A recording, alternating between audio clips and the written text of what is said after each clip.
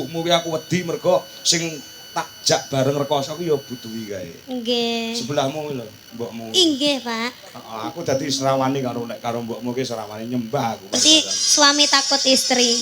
Loh, ora kok takut istri ki enggak. Ya anu lah, piye ya menjaga gitu loh. Ya harus dong, Pak. Aku aku cik pacaran.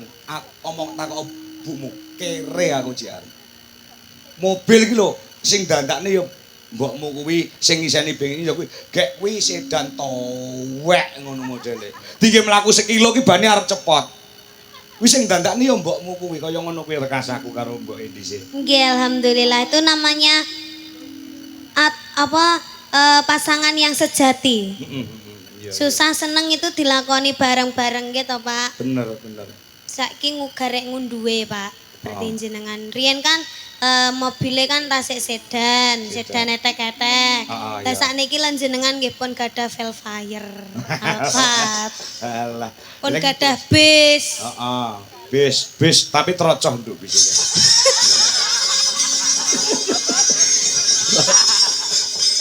Sekali-kali ngolek tanggapan meluwo bise Pak Kangko sing rupane abang tulisane Dwijo Laras Indonesia. Kuwi ketika musim udan ya to. Yoga ki munggah ning bis kuwi wis sangu mantol.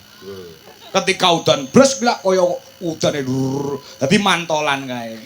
Nila to, Pak. Heeh. Lah jenengan malah ngengken kula kok enggak dikei kualitas yang terbaik kok malah ken udan-udan ning nggone jero bis. Loh, sensasine kanca-kanca ngono tak tari tak tukokne bis anyar ora gelem. Ya wis ndak apa-apa, kapan-kapan tak bareng Dwijo Laras. Domong ya. Ning engko jejerku kudu Mas Ardi ya, Pak. Oh iya. Nek pamane udan ki iso apa hujan-hujan bersama. Sensasi.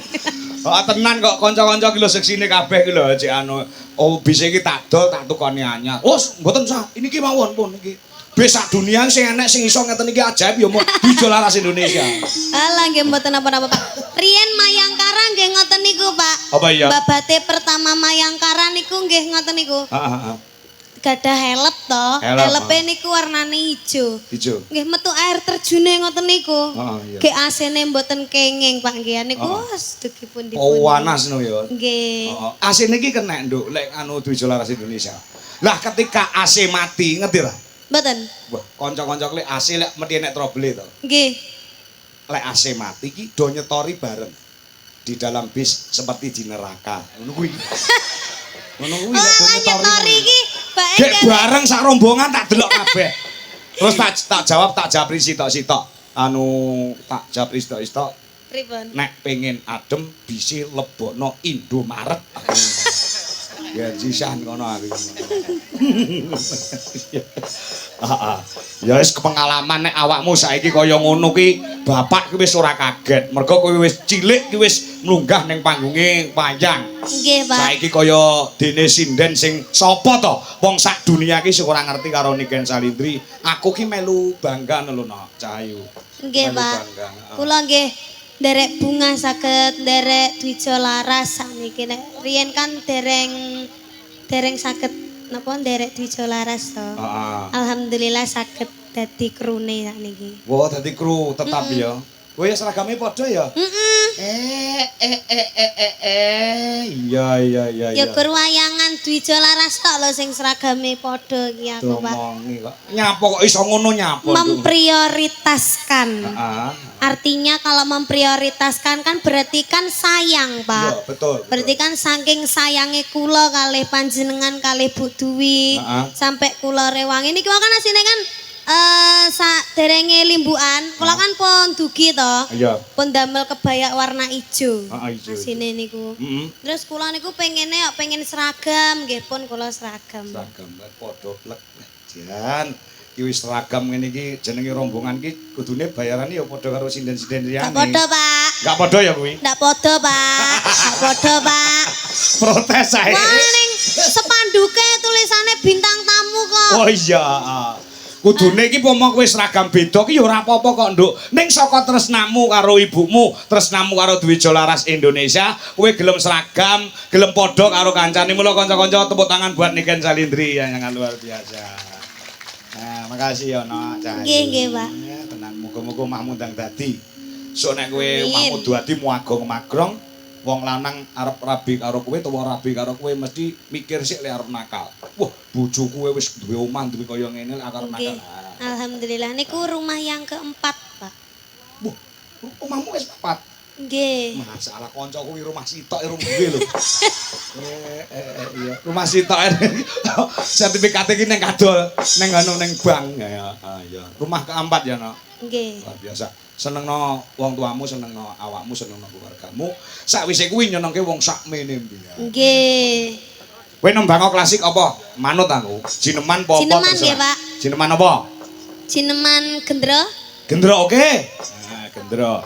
Jineman gendro ora apa-apa. Gendro karo sapa? Gendro ki gelut lho. Heeh. Gendro ki gelut utawa Gendro gendroe gelut to. iya, patu. Patu karo sapa? Lah iya ora nek musuhe kok ya kan. Patu karo Pak Dalang. Iya, ora apa-apa. Dalang Kangko. Dalang angko rasa patu karo dalang liyane. Iki ayo nembang. Nek tekan ngendi-ngendi. Iya.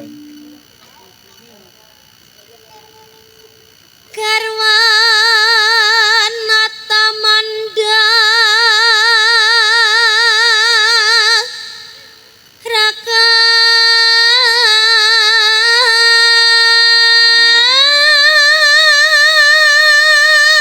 Desekno.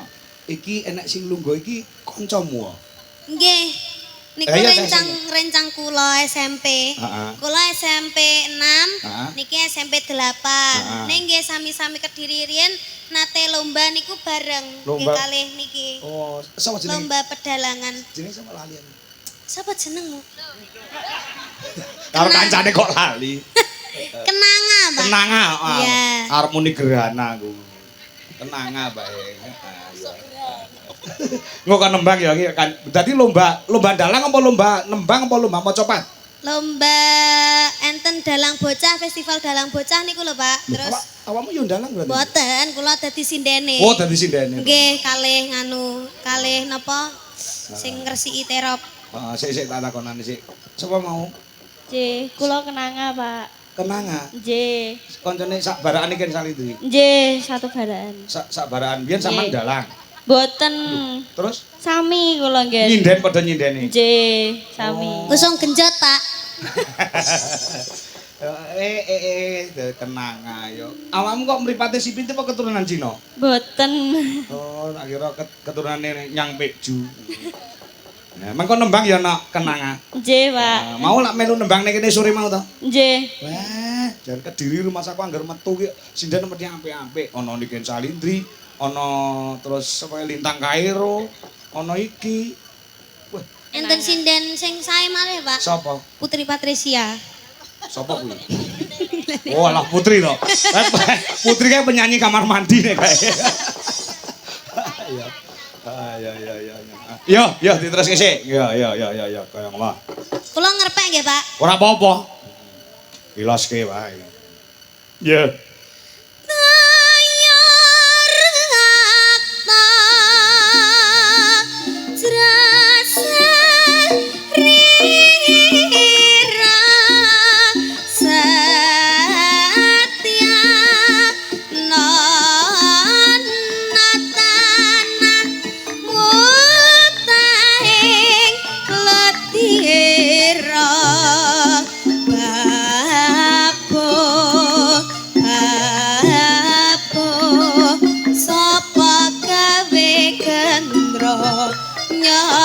Tandi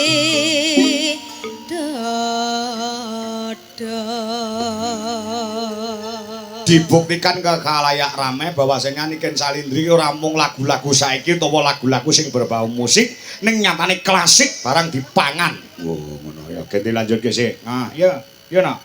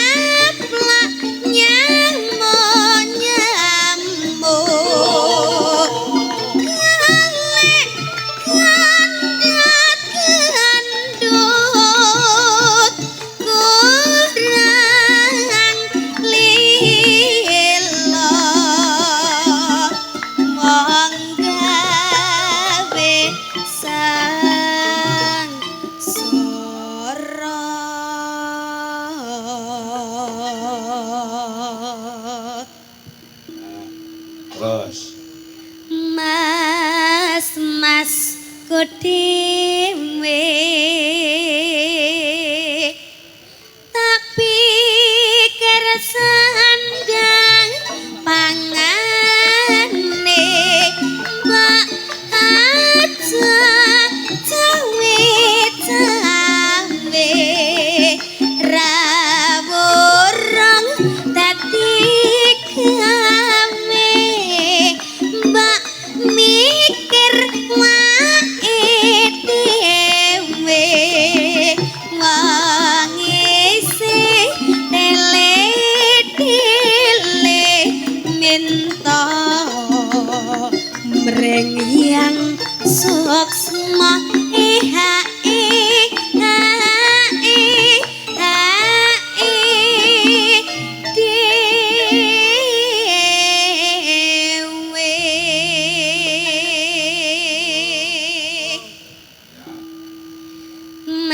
mani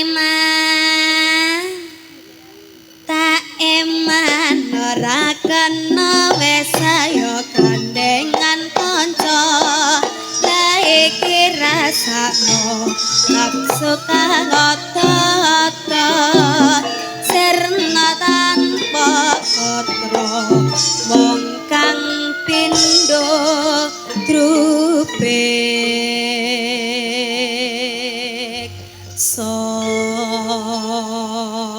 Wijo Laras Indonesia, sekali lagi tepuk tangan buat Niken Salindri.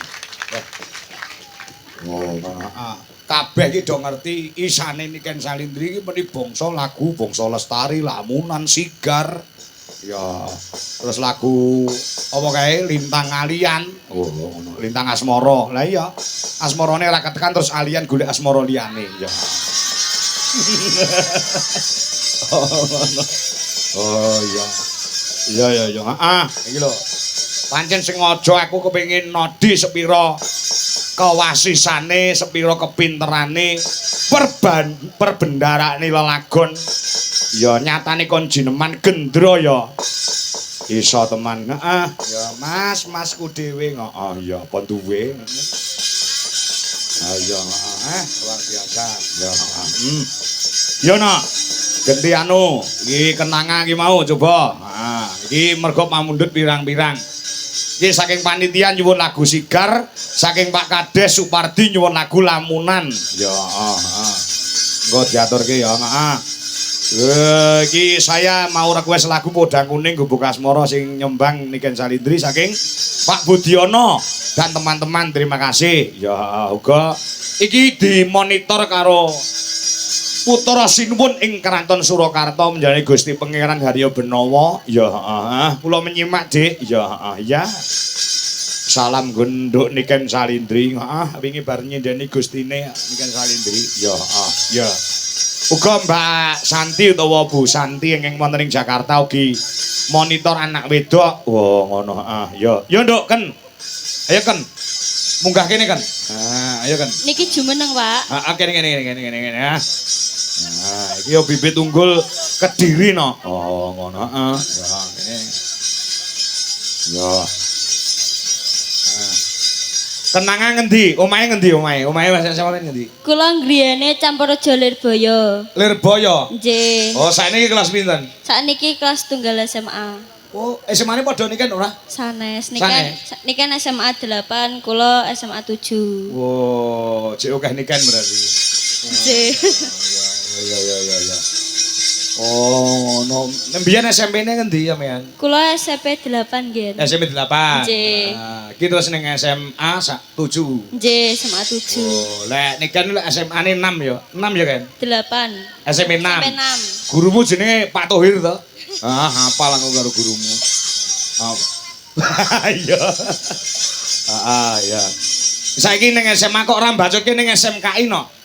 Solo. Riyen kalih ibuke tasik dereng pareng. Urung oleh. Nggih. Sok nek SMKI SMA rampung neng isi ya. Si nggih. Mau ketemu karo Pak dosen-dosen iki kok. Nggih. Sing ngendang iki Pak dosenmu ning Krawitan, so. Nggih. Terus sing ngendang Jaipong kae. Terus sapa neh sing ngiter ki ya dosen. Terus sapa neh dosen iki? Teh kuatah, Pak. Sapa. Kalau sing nyaron, kalau sing dingluk metu brengose. Kae ora dosen kae germo. Nggih. Iya. Kowe arep nembang apa nduk kenangan? Arep nembang apa? Lamunan mawon, Pak. Lamunan. Nggih. Langsung dangdut. Nggih. Sing campur sari sing nganggo lagune nganggo gamelan apa kira-kira? Langgam mawon. Langgam. Lah Nggih. kuwi lho sing tak karepke. Sing saka alus meningkat engko keraske. Nggih. Ya. Langgam apa jajal? Ninggal katresnan. Wah, ya kuwi lho aku arep muni ninggal katresnan ngono malah awakmu lambene mengo. Iya. Ya. Enak bawane ora ninggal katresnan ina. Mboten ngertos. Ora ngerti. Mboten ngertos. Mingkaran mingkur ring ukara ngono iso sampean. Saged. Ya nang kuwi ya, nang kuwi aku pengen roh aslimu suarane piye. Mau aku rungokne kok pondokan lho, kayak kok enak sinden sing apa suarane apik. Nggih. Aja, madhep rono penonton ning kono. Ya. Iya. Mingkar mingkur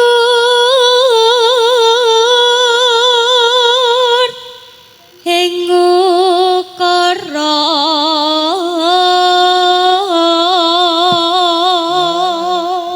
Ya. Akarana. Ya. akarana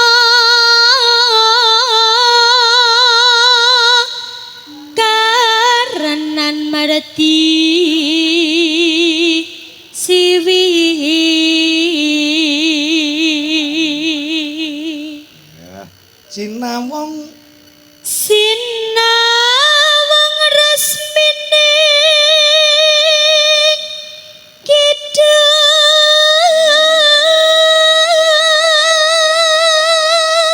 ya. sinupa sinu karata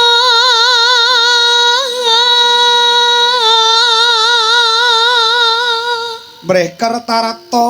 Nah. mreker tarta pakartining ilmu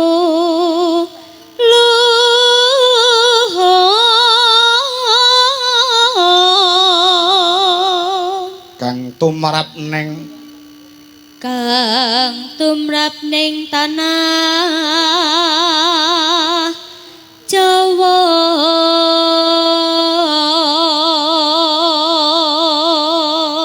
agama agama ageming haji apik bapakmu dalang nduk. sanes Pak Yoga. boten Apa jenenge kuwi penggirong. Bapakmu Sanes. apa nyambut gawe ini? ayahe mijet alternatif kerjane Oh, tukang pijet. nggih Oh, alah. Ibumu sinden mendi? ibuke penyanyi dangdut Wah, penyanyi kafe, penyanyi dangdut no. Oh ya. Lho ya nurun ning anake wedok. lha nggih Dadi kates iki cebloke ora ada saka wite ya, Nak ya. Nggih. Ibumu ya penyanyi ning kowe ya suarane iki ya menyanyeni ngono lho Nggih. suarane. Ya. Ya alah kelas 1 SMKI iki pomo ngulon. Iya. Ya. Iki pomo ning Solo kono meni adik kelase Mas Jendra. Oh ngono. Ya. Ya Jendra Yudhistira anakmu arep karo Buduwi. Ayo senengane sinden kok wis gen. Oh ngono. Dijak bareng ya ora gelem aku pacaran apa? Ya wis. Yo lagune langgam sik buka celuk ya nak. Digarap Nggih. campur sari nggih. Ninggal katresnan. Ya. Neno nanon salah Pak salah toh. Ya. Yo kayak apa? Coba.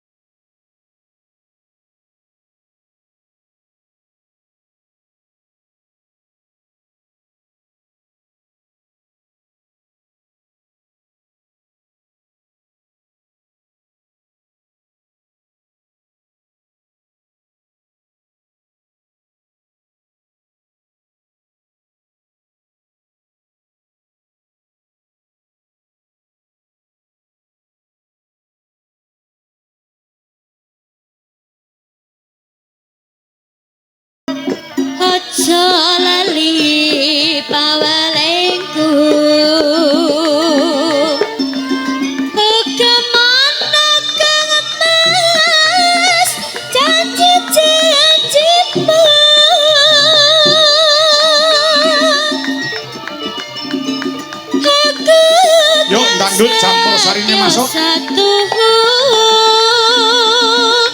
tak anteni nganti